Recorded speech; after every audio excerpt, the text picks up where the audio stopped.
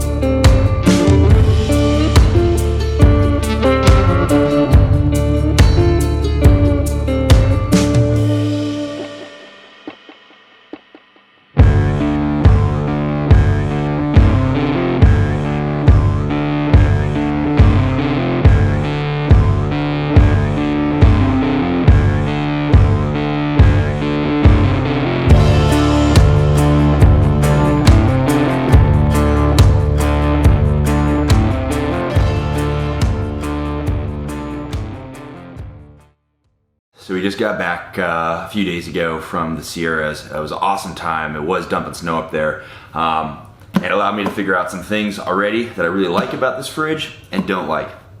So just an overview. I've been using the Yeti 45 here for the last couple years. Overall, you know, I actually didn't pay for this. I got this as a wedding gift. So a whole other conversation as to whether I would have paid for the Yeti brand name itself. But Yeti 45 here goes for around $300 online, and this Ausranvik 40 liter goes for about, I got it on Black Friday for $240. Normally I think it's just right around $300. Space-wise, internal capacities of both are actually pretty similar. The fridge is about 13.5 inches deep, and then all the way across about 20.5 inches wide, as well as about 6.5 inches here on the side pocket, or the side compartment, as well as 14 inches here in the main compartment. The Tundra 45 may stand for 45 liters of storage. I actually don't know, that's a total guess, but again, if I had to guess, I'd say they're pretty close. And why I say that is because the depth of the Yeti, as far as actual usable space goes to this lip, is about 10 inches, so it's a little less deep than the fridge. However, it has storage all the way across out to about 19.5 inches. So probably pretty similar, maybe the slight edge here to the Yeti. All right, so a couple cool things about the fridge that I like.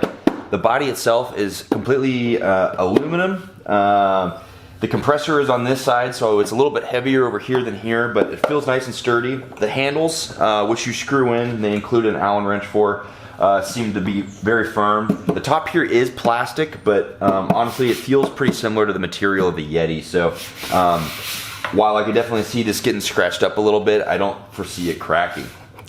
The fridge has a nice locking handle here, which I think will be great to help keep things secure. The fridge has a really cool LED light here, which I think is a really nice kind of understated feature. It's got a nice rubber gasket here around the outside to create a nice seal on this lip. As far as the internals of the fridge itself, it has aluminum, or what feels like aluminum kind of metal outside, and then if you look on the very bottom, it does have a drain plug so that you can drain any condensation or water out, ideally there when you've removed power.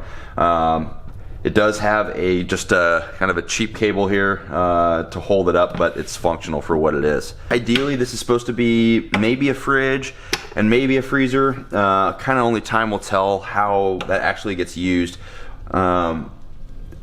The side pocket here has the compressor underneath it, so it's probably about a third of the depth of the other. This fridge is rated at 12 volts and 40 watts. I think the 40 watts is probably at a maximum when the fridge is in its max cool mode, but they do offer multiple power cables. So we have the 12 volt cable with a cigarette adapter, as well as they include a regular old 120 volt AC connection, which you can either pre-cool it at home, which is nice, or if you have an inverter in your car, you can use it for that as well. Let's go ahead and plug this in and we'll see what the menu options are.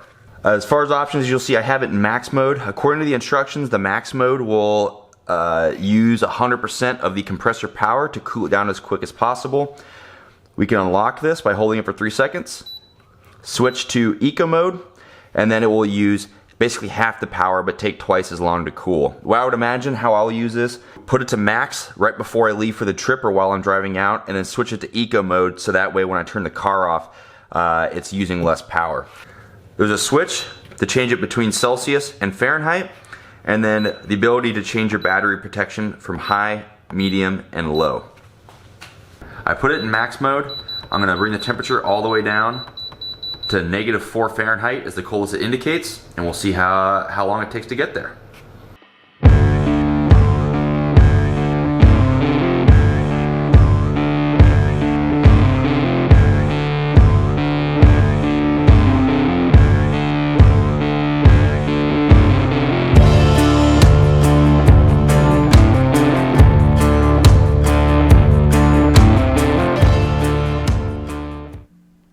So it looks like it went from -45 degrees Fahrenheit to -6 Fahrenheit in about 28.5 minutes. The fridge is sitting here, it's coldest setting, the compressor's off at -6 degrees Fahrenheit. Let's see what my thermometer actually says it is inside. It's been sitting inside here for about 5 minutes, and my thermometer is indicating, let's see if I can focus that, around 20 degrees. Alright, so some pros and cons of each. What I really like about this fridge, first off, is the price. At $240, right now I just looked and it's retailing for $280 off of $300. I think it's a great deal. There are a ton of fridges on Amazon that are sub $300, around 40. This one's actually 42 liters when I looked it up. They kind of all do the same thing. So one of the challenges that I had was really sorting through the minutia of one kind of off-brand fridge to another. For me personally, I'm not really wanting to spend $800 on a Dometic fridge or above, mainly because there's other stuff on the Jeep that I'd rather buy. I think for the price, again, I paid $240. The insulation qualities, as well as the relatively similar size to the Yeti, this is going to be a great option. The biggest cons that I have really are, I wish that this was not a plastic top as well. I think it will end up kind of getting scratched up and dented. But again, I think maybe that's just one of those things that and kind of time will tell. The second thing is the fact that because it doesn't require ice, which is great, and the reason that I'm really going this route, my only other concern is how I'm going to power it, especially in the summer months when maybe I'm spending multiple days at a similar campsite. The biggest way to mitigate that issue will be to buy something like a Jackery or another type of, maybe a Goal Zero power supply to power this, but again, that raises the total acquisition cost of a fridge from a couple $100s to almost closer to $1,000. So it's definitely something to consider. And then my only other concern is kind of how flimsy this plug jack here on the side feels. While it is a solid connection, I could definitely see that breaking over time. The biggest consideration for you will be, are you okay with buying a couple bags of ice and then not having to refill it for a few days? With the offset there of eventually that ice is going to start melting. From my average experience, usually about 24 hours in the summer you'll start to see water develop, maybe a little longer in the winter. But you're obviously self-sufficient at that point. Or are you okay with going this route, not having to buy ice, but considering that maybe you're going to need to add or beef up your power supply on your vehicle or carry an extra battery. The biggest con of the Yeti, and the reason that I want to switch to a car fridge like this, is what happens to your food after it's sitting in that soggy water. All right, in conclusion, so for about 280 bucks for a 42 liter fridge, or about 300 bucks for the Yeti 45, I think I would still go with this fridge. And here's why. Right before I'm leaving for trips, the biggest thing that I'm having to fuss with is going and getting ice. And usually that's the last thing I do before I leave.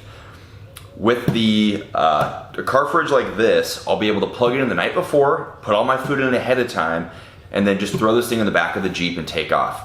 That's one of my biggest frustrations, is the amount of the little ancillary items that you have to do before you can just head out of town. Yeti 45 is great, and one thing I will say about Yeti is they stand behind their quality, and additionally you can probably find these used for a little less in the marketplace if you really are on a budget. Time will tell how long this one actually lasts. I'm sure something like a Dometic would last longer, but again, for my budget and kind of where my priorities are as to where to spend my money, the fridge was not necessarily one of them. I do want something that's going to hold up. And I think the Ausranvik here, with good reviews on Amazon, may be that fridge, but again, only time will tell. That concludes today's video. Thanks so much for watching. Please subscribe if you haven't, hit the like button if you do, and then leave any comments or feedback below on anything you'd kind of like to see in the future and where you'd like me to take this channel. Thanks again, guys. We'll see you on the next one.